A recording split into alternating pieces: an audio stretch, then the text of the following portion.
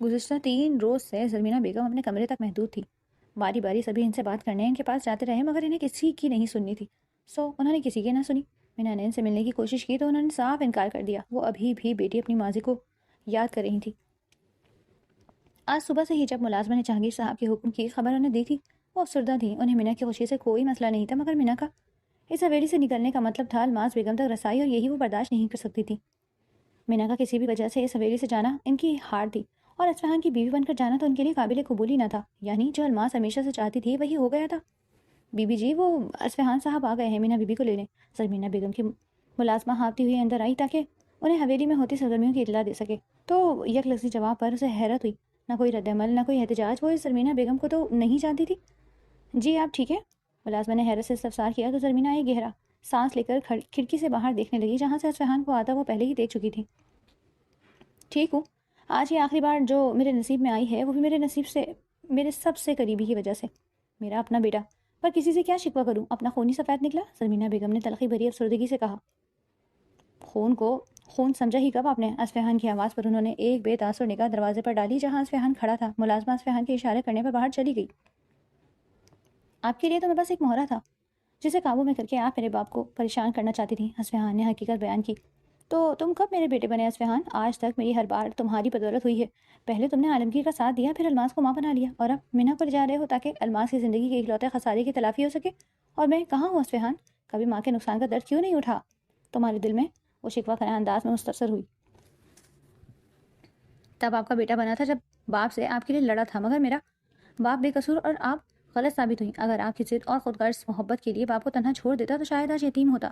میں جانتا ہوں جب آپ سب نے بابا کو تنہا کر دیا تھا تو کیا گزری تھی ان پر. کیا کروں مجبور ہوں آپ کی طرح بے سے نہیں بن سکتا. چھوٹی ماں کی عزت تب بھی کرتا تھا جب وہ چچی تھی اور آج بھی کرتا ہوں جب میرے بابا کی بیوی ہے. مگر چچی سے ستیلی ماں تک کا سفر اور اس سفر کی اذیت اس گھر کے لوگوں کی مرہون منت تھا. میں اس عورت سے کس بنا پر نفرت کروں جبکہ میری ماں کے تو ہر خسارے کی ذمہ دار وہ خود اور ان کی ضد ہے. اصفہان نے بہت صاف گوئی سے اپنی بات کہی جس کی زرمینہ بیگم کو امید نہ تھی. یہ سب کہنے آئے تھے تو کہہ دیا اب چلے جاؤ یہاں سے. زرمینہ بیگم نے موضوع گفتگو بدلنا چاہا کیونکہ وہ اس بارے میں مزید کچھ نہیں کہنا چاہتی تھی. وہ اصفہان کے سامنے لاجواب ہوئی تھی مگر اب اپنی ہار ماننے کا ارادہ نہیں رکھتی تھی اور نہ ہی یہ ان کی انا پرست طبیعت کو یہ گوارا تھا کہ وہ اپنی ہی اولاد کے سامنے لاجواب ہو. اس لیے اصفہان کو چلے جانے کا کہہ جو ہمیشہ کی طرح اصفہان کو چبھا تھا کبھی جو وہ اس سے اچھے سے بات کر لیا کرتی. نہیں آپ کو بتانے آیا تھا کہ آپ کی بہو کو آپ سے چرا لے کر جا رہا ہوں. پہلی ساس ہے آپ جو نہیں چاہتی تھی کہ بہو سے دور ہو اور شوہر کے پاس جائے. اصفہان نے کندھے اچکاتے کہا تو زرمینہ بیگم کو اس کی بات ناگوار گزری. وہ کیا بتاتی کہ مینا کو یہاں رکھنے کی صرف اور صرف ایک وجہ تھی کہ الماس بیگم کو مینا نہ مل سکے. میں نے مینا کو ہمیشہ بیٹی سمجھا. نہ جانے کیوں وہ صفائی میں کہنے لگی. شاید یہ اصفہان کے لہجے سے جھلکتا طنز تھا یا نظروں میں تیرتا تاثر. اگر آپ کی خود کی بیٹی ہوتی تو بھی ایسا کرتی. اصفہان سے رہا نہ گیا تو کہہ دیا. یہ رسم اس خاندان میں سالوں سے. اصفہان نے ان کی بات کاٹی. رہنے دیں پلیز. اس رسم کو ہتھیار مت بنائیں. آپ نہیں جانتی کہ میں سب جان گیا ہوں. ہر سر سے واقف ہوں. یہ جو آپ سب کے ہاتھوں میں مینا کی خوشیوں کا خون لگا ہے میں اچھے سے جانتا ہوں. اپنے کیے گئے چھید کو کب تک رسم و رواج کے پیوند لگائیں گی. بہرحال مجھے یہاں آنا ہی نہیں چاہیے تھا نہ جانے کیوں. مگر آپ سے میری ہر ملاقات ایک طرف موڑ پر ختم ہوتی ہے. اصفہان کہہ کر فوراً واپس پلٹا تو زرمینہ بیگم نے حیرت اور افسردگی سے اس کو جاتا دیکھا. اپنی انا کے ہاتھوں وہ ہر بار اپنے بیٹے کو خود سے دور کر دیا کرتی تھی اور اب تو وہ سچ جان گیا تھا کہ کیا کبھی وہ ان کو معاف کر پائے گا. اصفہان باہر نکلو دروازے کے پاس کھڑی مینا کو دیکھ کر رکا. مینا بھی اس کی نگاہوں کی سرخی دیکھ کر ایک پل کو حیران ہوئی. اندر ہوتی گفتگو کا کچھ حصہ جو وہ سن چکی تھی اصفہان کی آخری بات سے پیدا ہوتے سوال اس کی نظروں کی سرخی دیکھ کر وہ خاموش کر بیٹھے. کیا ضرورت تھی؟ ہر انسان کے زخم کو دیکھ کر کیا ملتا ہے؟ مینا نے گہرا سانس لے کر اصفہان سے کہتے تنفر سے سر نفی میں ہلایا. سکون. ایک لفظی جواب دیتا وہ تیزی سے اس کے سامنے سے ہٹ گیا. اب آ جاؤ تمہاری اس شاندار زندان میں مزید نہیں رک سکتا. اصفہان کہہ کر آگے بڑھا تو مینا اس کے اپنی حویلی کو زندان سے تشبیہ دینے پر چل بن گئی. تمہاری پھانسی گھاٹ سے تو بہتر ہے یہ زندان. کم سے کم سانسیں تو چلتی ہیں یہاں. مینا نے خود کو جواب دینے سے باز نہ رکھا. پہلے تو وہ خود کو کنٹرول کر لیا کرتی تھی مگر اب نہیں. وہ تو اعلان بغاوت کا ارادہ باندھ چکی تھی اور اصفہان کا جینا حرام کرنے کا پختہ عزم بھی. مینا کی آواز پر وہ رکا اور پرسکون مسکرا کر پلٹا. تمہاری اس حاضر جوابی سے کہیں عشق نہ ہو جائے. اس پر تھوڑا کنٹرول کرو. اصفہان ایک بھرپور نظر مینا پر ڈال کر اس کے سامنے کھڑا رہا جو اس کی بات پر اپنے دل میں سر اٹھاتے جذبات کو کنٹرول کرنے کی تگدو میں تھی. جہاں غصہ نفرت جھنجھلاہٹ اس گھبراہٹ پر غالب تھی جو اصفہان کی نظروں نے اس کے اندر پیدا کی تھی. کچھ دیر بعد اسے چلنے کا اشارہ کرتا وہ اس کے سامنے سے ہٹ گیا تو मीना ने खुद को कंपोज किया और चादर दुरुस्त करती क़याम गाह में आई, जहाँ सब केस मुंतज़िर थे, सब उसके मुंतज़िर थे। सबसे मिलते वक्त मीना ने अपने जज्बात को काबू में रखा, क्योंकि वो कौन सा यहाँ से हमेशा के लिए जा रही थी। वो तो बस कुछ दिन पंचायत का फैसला पूरा करने की खातिर जा रही थी, ताकि उसके बाप को कोई कुछ ना कह सके। उसने कौन सा असफ़हान के साथ घर बसाना था। वो तो उसे इतना सताने वाली थी कि खुद उसे इसके घर छोड़ जाएगा। अपने इरादे मजबूत करते उसने फ़रत आफ्ताब से मिलते उन्हें जल्द लौट आने की तसल्ली देते बेचैन किया था। जहांगीर साहब से मिलते वक्त अलबत्ता वो कुछ रूहान सी हुई थी, जिन्होंने इस्फ़हान से बात करना तो दूर तक देखना भी गवारा नहीं किया था। और इस्फ़हान को इस बात से रत्ती बराबर फ़र्क नहीं पड़ा था। फ़रत आफ्ताब और शाइस्ता बेगम ने अलबत्ता उसे मीना के मुतालिक बहुत कुछ कहा था। इस्फ़हान जैसे अलमास आपा तुम्हारी माँ है, वैसे ही मैं बहुत इज्जत करता हूँ आपकी, बहुत मोहतरम है आप मेरे लिए। इस्फ़हान ने इनकी बात मुकम्मल होने से कबल ही कहा, मेरे और उबैद में जो भी मसला था, इसके लिए मैं आपसे माफ़ी मांगता हूँ। इस्फ़हान ने कहा तो वो बस सर हिलाकर रह गई। मुझे बस मीना की फ़िक्र है, वो गुस्से से तेज़ है, जज्बाती है, नाराज़ है अपनी माँ से और शायद तुमसे भी, मगर वो समझ जाएगी। उसके साथ नरमी से पेश आना। शाइस्ता बेगम के कहने पर इस्फ़हान ने सर हिलाते गोया उन्हें तशफ़ी करवाई थी, मगर ऐसा करते वक्त उसे अंदाज़ा नहीं था कि मीना साहिबा किस तरह से उसका ज़ब्त आजमाने वाली हैं। उनसे रुखसत लेता वो मीना के हमरा बाहर आया था, जहाँ वलीउल्लाह मीना का सामान अपनी गाड़ी में रख रहा था। वो जहांगीर साहब के हुक्म पर मीना के साथ ही आलमगीर हवेली तक जाने लगा। मुझे तुम्हारी हवेली नहीं जाना। गाड़ी जहांगीर हवेली से निकली तो इस्फ़हान के साथ बैठी मीना बोल पड़ी। जानती थी कि एतराज़ का कोई फ़ायदा नहीं, मगर इस्फ़हान से लड़कर और बात का बतंगड़ बनाने की कोई वजह तो चाहिए थी। मगर इस्फ़हान कहाँ से काबू में आने वाला था। फिर बाग चलते हैं, रात वहीं गुजार लेंगे। अब आज तुम्हें लेकर शहर जाने का कोई इरादा नहीं। खिलाफ तवक्का जवाब आया तो मीना ने चौंक कर चेहरे के साविये बिगाड़ते इस्फ़हान को देखा। उसे तो लगा था वो उससे इस इनकार पर उलझेगा, मगर जो इस्फ़हान ने कहा था वो मीना को ना उम्मीद न थी। ऐसे क्या देख रही हूँ? मुझे लगा हवेली में तुम अनईज़ी फील करोगी। आफ्टर ऑल तुम्हें मेरे साथ प्राइवेसी चाहिए होगी तो।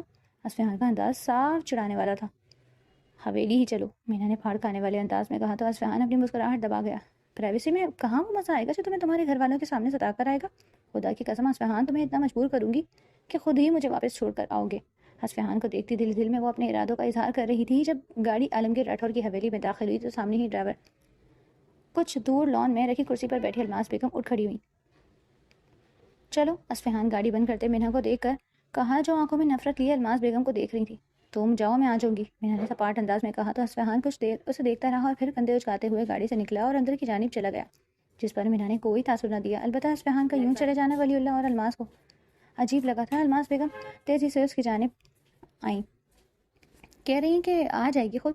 उनके कुछ भी पूछने से कबल ही इस्फ़हान ने उनकी नज़रों में नाचते सवाल पढ़ लिए। इस्फ़हान कहकर अंदर की जानिब चला गया, जबकि अलमास बेगम बस यही सोचती रही कि आया उन्हें गाड़ी के करीब जाकर मीना को बाहर आने को कहना चाहिए या नहीं। उनकी सोच अभी सोच ही रही थी जब वलीउल्लाह गाड़ी से निकलकर मीना की जानिब आया और गाड़ी का दरवाज़ा खोल दिया। आ जाएं बीबी, वलीउल्लाह ने मौतबाना अंदाज में कहा। मीना खामोशी से बैठी कुछ देर इस हवेली और सामने खड़ी इस हवेली के मालकिन अपनी माँ को देखती रही। जिस जगह उसने कभी ना आने की कसम खा रखी थी, आज उसे इस्फ़हान की वजह से वहाँ आना पड़ा। और ये सब कुछ सामने खड़ी इस काबिल नफरत औरत की वजह से था, जो उसकी माँ थी। बीबी, वलीउल्लाह के पुकारने पर मीना चौंकी और फिर चादर दुरुस्त करती गाड़ी से निकली। वलीउल्लाह जल्दी से दूसरी गाड़ी से उसका सामान, जो कि फ़कत एक छोटे से सूटकेस पर मुश्तमिल था, घसीटा उसके साथ आ रुका। अलमास बेगम भी तब तक इसकी जानिब आई थी। खुश आमदीद बेटी, अलमास बेगम ने अपनी खुशी को दबाते हुए बज़ाहिर आम से अंदाज में कहा, जो मीना को आम बिल्कुल नहीं लगा था। बदगुमानियों में घिरी मीना को अलमास बेगम की नर्म मुस्कुराहट भी अपना तमस्कुर उड़ाती महसूस हो रही थी, जिसे वो दांत पर दांत जमाए जब्त करती देखती रही, मगर कोई जवाब न दिया। वलीउल्लाह सामान अंदर पहुंचा दे, मीना ने उन्हें यकसर नज़रअंदाज करते वलीउल्लाह से कहा तो वो अलमास बेगम की जानिब देखने लगा, जिन्होंने सर को हिलाकर उसे मीना के हुक्म के तामील की मंजूरी दी। वलीउल्लाह के पीछे ही मीना ने अलमास बेगम से बिना मिले अंदर की जानिब कदम बढ़ाए तो वो कुछ मायूस हुई, मगर मीना के यहाँ आने की खुशी हर चीज़ पर हावी हो गई। मीना हवेली के दाखिली दरवाजे पर एक पल को रुकी और फिर दिल कड़ा करके इस हवेली में कदम रखा, जहाँ वो मरकर भी आना नहीं चाहती थी। अंदर जाते ही उसकी निगाह अपने कमरे से निकलते शानदार से आलमगीर राठौर पर पड़ी तो वो वहीं रुक गई। आलमगीर राठौर उसकी जानिब आए। मैं माजरत ख्वाह हूँ कि तुम्हें इस तरह रुखसत होकर आना पड़ा, मगर ये पंचायत का फैसला था और तुम्हारे बाबा नहीं चाहते थे कि बाकायदा रुखसती की जाए, कि यहाँ से कोई भी तुम्हें लेने आए। आलमगीर राठौर ने नरमी से कहा, आपको कम से कम बात के लिए माजरत ख्वाह नहीं होना चाहिए। वैसे भी इस हवेली के लोग इससे बड़ी ज़्यादती के मुर्तकब होकर भी पशेमान नहीं हुए, तो इस बात पर निदामत का कैसा इजहार। मीना ने हमेशा की तरह लिए दिए मगर सपाट अंदाज में कहा तो आलमगीर राठौर लबीजते खामोश हो गए। मीना के पीछे आती अलमास बेगम ने माजरा खाना अंदाज से शोहर को देखा तो उन्होंने आंखों ही आंखों में उनकी तसल्ली करवा दी। अलबत्ता इस्फ़हान की गैर मौजूदगी उन्होंने भी नोट की थी और उन्हें कुछ अच्छा नहीं लगा, जो बीवी को घर तक तो लाया था मगर अब कहीं नज़र नहीं आ रहा था। अलमास मीना को अंदर ले जाएं, बेटी पहली बार घर आई है। आलमगीर राठौर ने माहौल में फैलते तनाव को कम करने की कोशिश की। मैं यहाँ किसी की बेटी बनकर नहीं आई और ना ही کسی سے کوئی خونی رشتہ نبھانے آئی ہوں، میں یہاں بس پنچایت کے فیصلے کے نتیجے میں آئی ہوں اور آپ کے بیٹے کی بلیک میلنگ کی دولت۔ اس کے علاوہ میں یہاں کسی سے کوئی رشتہ ناتا رکھنا نہیں چاہتی اور نہ ہی نبھانا چاہتی ہوں۔ مینا کا انداز سپاٹ تھا، جس پر الماس اور عالمگیر صاحب میں نظروں کا تبادلہ ہوا۔ مینا کا رویہ ان کے لیے متوقع تھا، مگر پھر بھی الماس بیگم کے چہرے پر شرمندگی اور کرب ایک ساتھ آیا تھا۔ مینا کے عالمگیر صاحب کے ساتھ ایسا رد عمل انہیں اچھا نہیں لگا۔ وہ اس کے سسر ہی نہیں، تایا بھی تھے، اور اس کے ماں کے شوہر بھی، بیٹی نہیں بھتیجی بھی نہیں، بہو تو ہونا اس گھر کی، اور اس ناطے تمہیں اپنے ساس سسر کا تھوڑا سا لحاظ کر لینا چاہیے۔ اصفہان کی آواز پر سبھی کا رخ سیڑھیوں کی جانب تھا، جو لباس تبدیل کیے اس وقت جینس کے ساتھ سیاہ شرٹ پہنے، ہاتھوں میں گلاسز اور والیٹ تھامے کہیں جانے کے لیے تیار کھڑا تھا۔ مینا سمیت سبھی نے اس کی تیاری کو حیرت بھری نظروں سے دیکھا تھا، جو بیوی کو گھر لاتے ہی باہر جانے کو تیار کھڑا تھا۔ تم کہاں جا رہے ہو؟ عالمگیر راٹھور کے سوال پر وہ آخری 2 سیڑھیاں اترتا ان کی جانب آیا۔ الماس بیگم بھی آنکھوں میں ان گنت سوال لیے اسے دیکھ رہی تھی۔ دوستوں کو بیوی آنے کی خوشی میں ٹریٹ چاہیے، اس نے ہنستے ہوئے کہا۔ انداز تمسخرانہ تھا، جس پر عالمگیر راٹھور کے ماتھے پر بل پڑے۔ الماس بیگم نے بھی ان کنکھیوں سے مینا کو دیکھا، جو مٹھیاں بیچے کھڑی اصفہان کو جلا دینے والی نظروں سے دیکھ رہی تھی۔ تو بعد میں دے دیتے، ابھی تو بیوی گھر سے اندر بھی داخل نہیں ہوئی اور تم باہر جا رہے ہو؟ عالمگیر راٹھور نے دانت پیستے بیٹے کی حرکت پر اعتراض اٹھایا۔ الماس بیگم کے چہرے پر ناشتے سوال اب کی بار انہیں الماس بیگم کے سامنے شرمندہ کر رہے تھے۔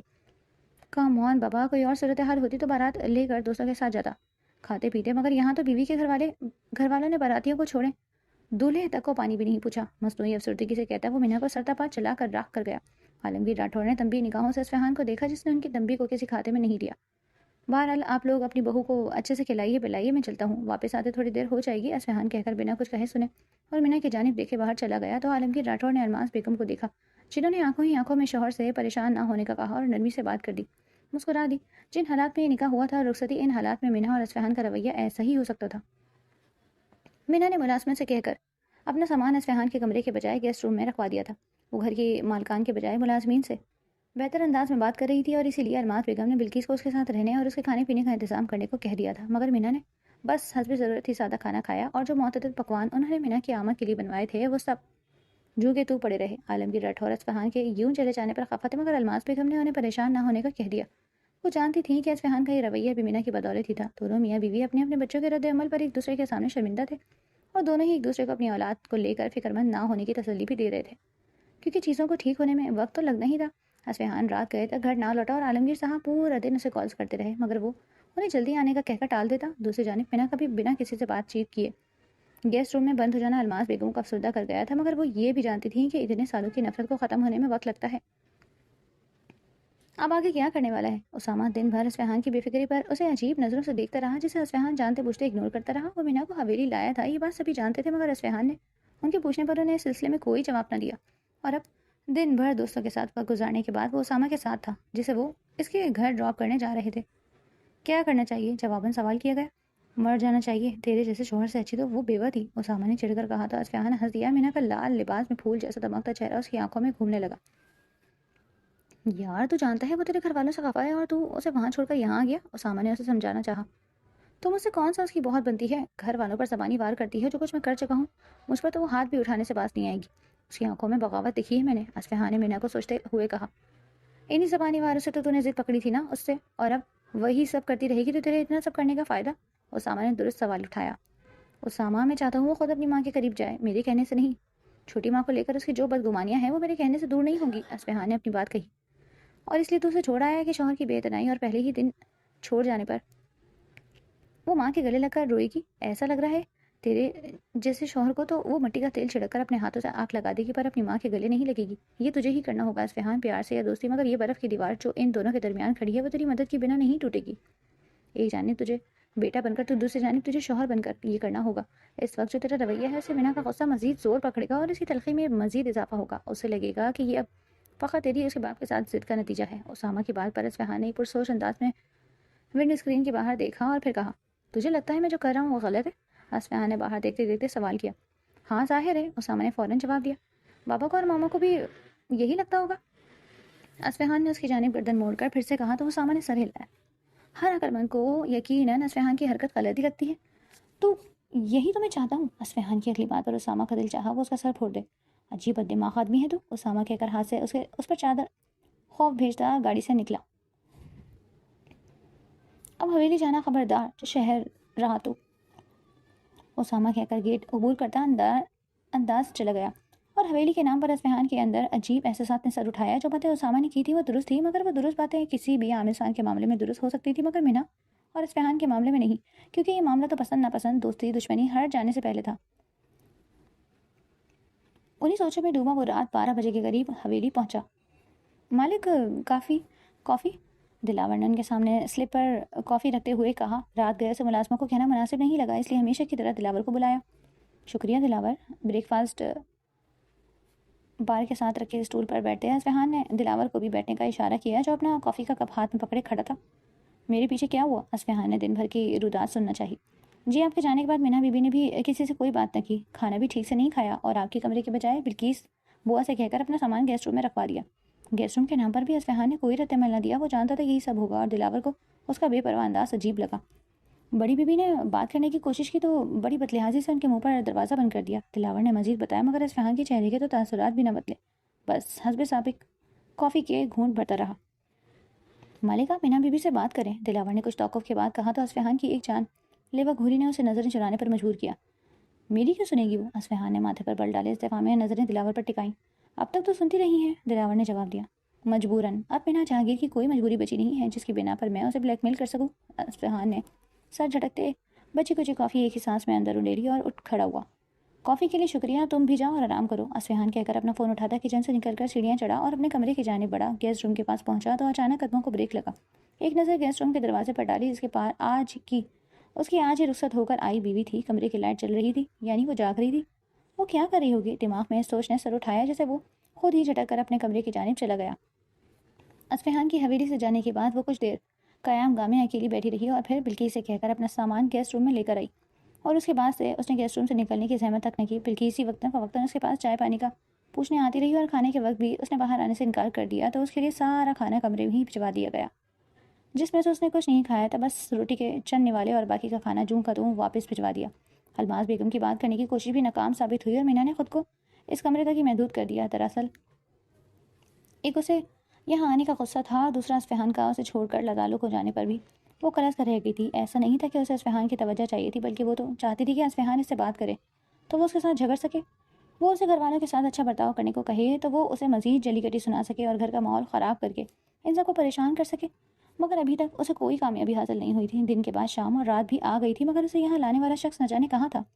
مینا کو اس کا انتظار تھا تاکہ اس کے گیسٹ روم رہنے پر اصفہان کو اعتراض اٹھائے، اسے اپنے کمرے میں آنے کو کہے اور اس بات کا بھی وہ بتنگڑ بنا سکے. رات 12 کے قریب اس کھڑکی سے اصفہان کو آتے دیکھ اسے لگا کہ شاید اب اس کا پلان کام کرے گا، مگر جب ہوا اس کی اسے امید نہ تھی، جو ہوا اسے اس کی امید نہ تھی، وہ کافی دیر اوپر نہ آیا تھا. اور جب مینا نے نیچے جا کر دیکھنا چاہا تب اس نے اصفہان کو کچن سے نکلتا دیکھ لیا. وہ واپس کمرے میں آئی کہ جب اصفہان اس کی اپنے کمرے میں غیر حاضری محسوس کر کے اس کے پاس آئے گا، مگر ایک بار پھر اسے مایوس ہونا پڑا. اصفہان اپنے کمرے میں گیا اور ایسا گیا کہ پھر اس نے صبح سے پہلے اپنے کمرے سے نکلنے کی زحمت ہی نہ کی، اور گیسٹ روم میں بے چین مینا دل ہی دل میں اسے کوستی رہی اور فجر کے آس پاس ہی نیند نے اس کو اپنی آغوش میں لیا. مینا کے برعکس اصفہان کافی پرسکون نیند سویا تھا. صبح اٹھ کر فریش ہوتا جیسے ہی کمرے میں سے باہر نکلا تو سامنے ہی بلکیس ناشتے کا ٹرے اٹھائے گیسٹ روم کی جانب آتی دکھائی دی.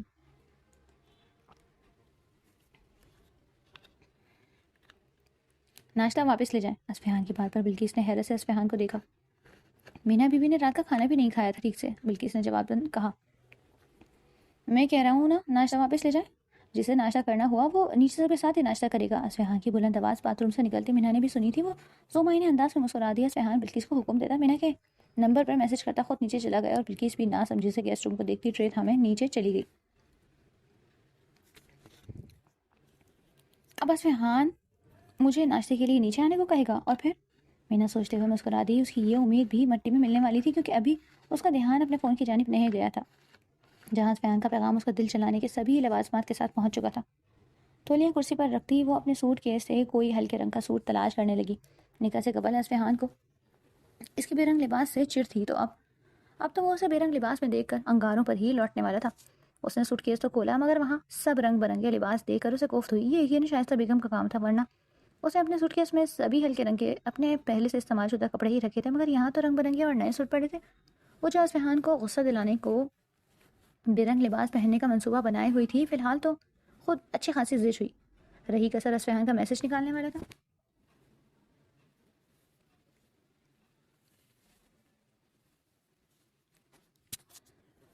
Good morning. اتر و تازہ سے ناشتے کے لیے ڈائننگ ٹیبل کی جانب آیا، مگر اسے جواب دینے کے بجائے ٹیبل پر موجود دونوں نفوس کا دھیان اصفہان کے پیچھے آتی بلقیس پر تھا، جو ناشتے کی ٹرے اٹھائے کچن میں چلی گئی. مینا نے ناشتہ نہیں کیا؟ الماس بیگم نے فکر مندی سے پوچھا. اصفہان تب تک عالمگیر صاحب کے دائیں بائیں اپنی جگہ سنبھال چکا تھا. جی، وہ چھوٹے صاحب نے کہا کہ وہ نیچے آ کر ہی ناشتہ کریں گی. بلقیس کے کہنے پر الماس اور جہانگیر صاحب نے اصفہان کی جانب دیکھا، جو اپنے لیے جوس گلاس میں نکال رہا تھا. اس سمے ان دونوں کو ہی لگا کہ یہاں یقیناً اصفہان مینا سے بات کر کے ہی آیا ہوگا. یقیناً حقیقت سے انجان وہ دونوں ایک دوسرے کو دیکھتے نرمی سے مسکرا دیے. مینا ابھی تک آئی نہیں اصفہان؟ عالمگیر راٹھور مزید کچھ دیر انتظار کے بعد بولے. آپ ناشتہ کریں، جب آنا ہوگا آ جائے گی. اصفہان کی بات پر انہیں اچنبھا ہوا. جب آنا ہوا سے تمہارا مطلب؟ انہوں نے بیٹے کو گھورتے ہوئے سوال کیا. اصفہان کوئی جواب دیتا اس سے قبل ہی مینا سیڑھیاں اترتی دکھائی دی تو وہ خاموش ہو گئے. جو وہ چاہتے تھے وہ ہو گیا تھا، تو فی الوقت اصفہان کی بات پر اس کا ارادہ ملتوی کر دیا، اور اس کے بعد جو ہوا وہ ان تینوں کو ہی حیران کر گیا. مینا ناشتے کے لیے آنے کے بجائے اپنے سر پر چادر درست کرتی بیرونی دروازے کی جانب بڑھ گئی.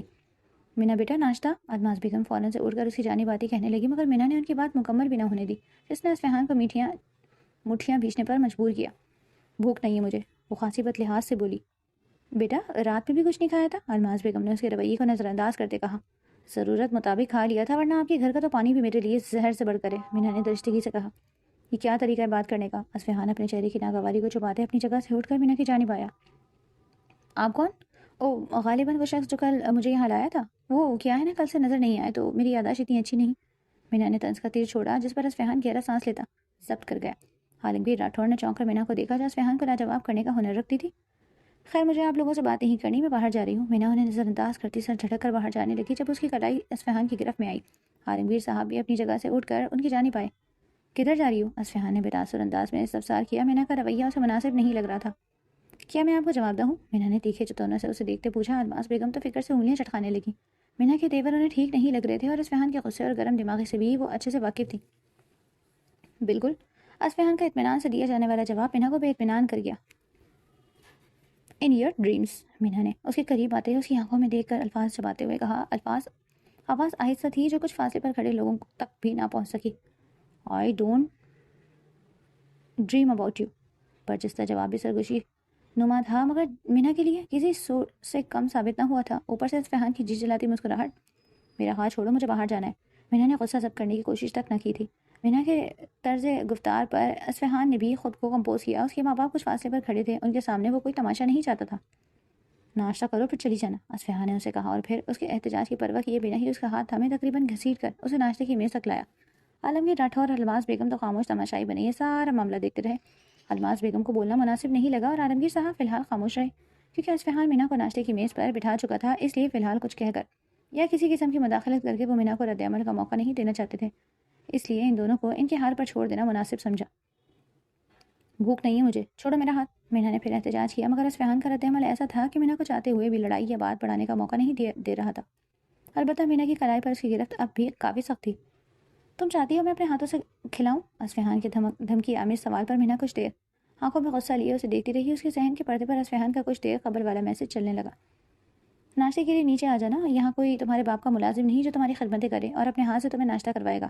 اصفہان کی بات کو یاد کرتے مینا کے چہرے پر ایک معنی خیز مسکراہٹ رنگی، اور پھر اس کی بات نے اصفہان کو حیران کیا. ہاں، مینا نے سر اس بات میں ہلاتے کہا تو اصفہان کو کچھ دیر اس کی بات کی سمجھ نہ آئی. مینا کی جانب سے ایسی کسی خواہش کا اظہار بلا وجہ تو نہیں تھا.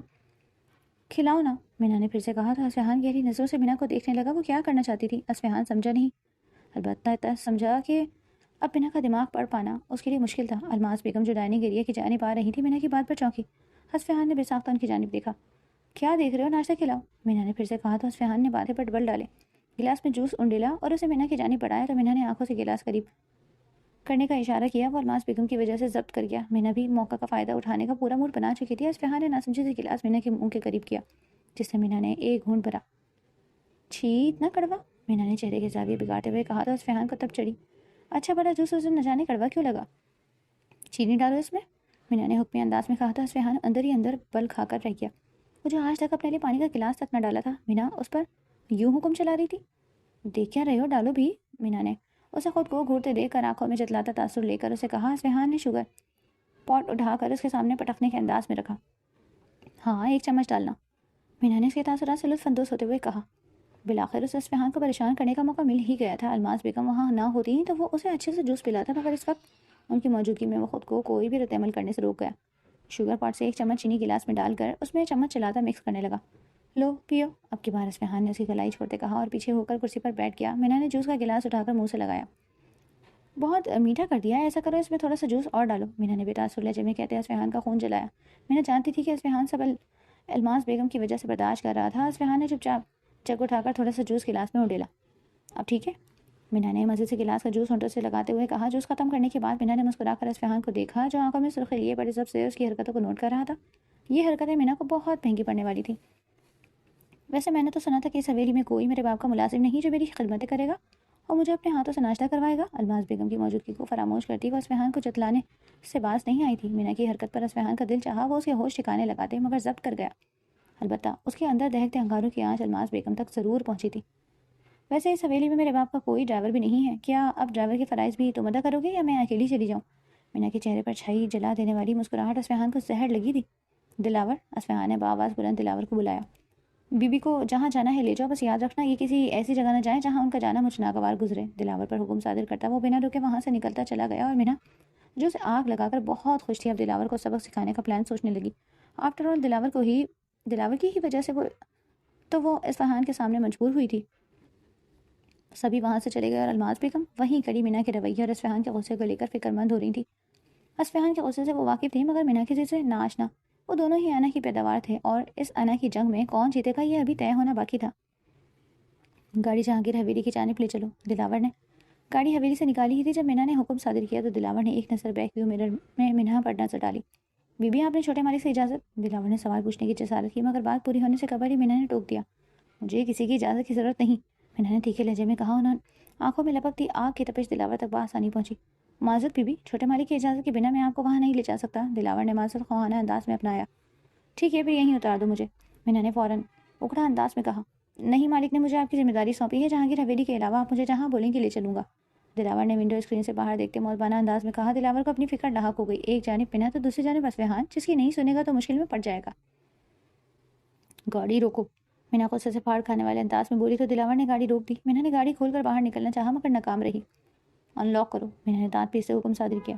میں معافی چاہتا ہوں بیوی، آپ کو جہاں جانا ہے میں وہیں آپ کو لے کر جاؤں گا، مالک کی بیوی کو یوں راستے میں اتارنے کی غلطی نہیں کر سکتا، دلاور نے اسے غصے سے مرغوب نہ ہوتے ہوئے کہا۔ میں کہتی نہیں ہوں تمہارے مالک کی، سنا تم نے، مینا نے الفاظ چھپاتے ہوئے کہا۔ جی بیوی میں جانتا ہوں، دلاور نے مکان کے انداز میں جواب دیا تو مینا نے فوراً اصفہان کا نمبر ملایا، جہاں پہل تو جا رہی تھی مگر کال اٹھائی نہیں گئی۔ حویلی کال کر کے دو، مجھے اصفہان سے بات کرنی ہے، مینا کے کہنے پر دلاور نے جھٹ حویلی کا نمبر ملا کر فون اس کی جانب بڑھایا۔ ہیلو، فون کی دوسری جانب عالمگیر راٹھور کی آواز گونجی۔ اصفہان سے بات کرنی ہے، میرا فون نہیں اٹھا رہا، مینا نے بنا کسی سوال دعا کے تکلف کے چھوڑتے ہی کہا۔ وہ تو ابھی گھر سے نکلا ہے، سب خیریت ہے بیٹا؟ انہیں مینا کا یوں کال کرنا عجیب لگا جو کچھ ہی دیر پہلے گھر سے نکلی تھی۔ آپ کے بیٹے کا وفادار مجھے میرے گھر جانے سے روک رہا ہے، اگر آپ کی آنا پر ناگوار نہ گزرے تو اسے سمجھائیں کہ مجھے میرے گھر جانے دے، کچھ دیر بعد لوٹ آؤں گی، مینا کی بات پر عالمگیر راٹھور نے اسے فون دلاور کو دینے کا کہا تو مینا نے فون دلاور کی جانب بڑھایا۔ بات کرو دلاور، مینا بی بی جو کہہ رہی ہیں وہ کرو، عالمگیر صاحب کا حکم دلاور کو پریشان کر گیا۔ وہ اصفہان کی حکم عدولی کیسے کر سکتا تھا، مگر دوسری جانب بھی اسی اصفہان کا باپ تھا۔ مگر مالک، چھوٹے مالک، اس نے کچھ کہنا چاہا جسے عالمگیر صاحب خاطر میں نہ لائے۔ جیسا کہا ہے کرو، تمہارے چھوٹے مالک کو تو آوارہ گردیاں کرنے سے فرصت نہیں، عالمگیر راٹھور نے بھی سختی سے کہا۔ انہیں اصفہان کا یوں مینا کو لے آنے کے بعد اس سے بے پرواہی برتنا اور بار بار باہر چلے جانا سخت ناگوار گزرا۔ جی مالک، دلاور نے فون بند کرتے اصفہان کے نمبر پر میسج چھوڑا اور مینا کو لیے جہانگیر حویلی آیا۔ تم جاؤ، مجھے جب آنا ہوگا آ جاؤں گی۔ گاڑی سے نکلتے مینا نے جتلاتی نگاہ اس پر ڈالی اور پھر اسے جانے کا حکم دیا، گویا اصفہان کے ہاتھوں اس کی شامت کا پورا انتظام اس نے کر دیا تھا۔ نہیں بیوی، میں انتظار، دلاور نے کہنا چاہا مگر مینا کی گھوری اسے خاموش کروا گئی۔ جاؤ، یہاں سے بات سمجھ نہیں آتی، مینا نے چلا کر کہا تو دلاور بادل نخواستہ واپس چلا آیا اور اصفہان کو کال کرنے لگا تاکہ اسے مینا کی بات اور عالمگیر صاحب کے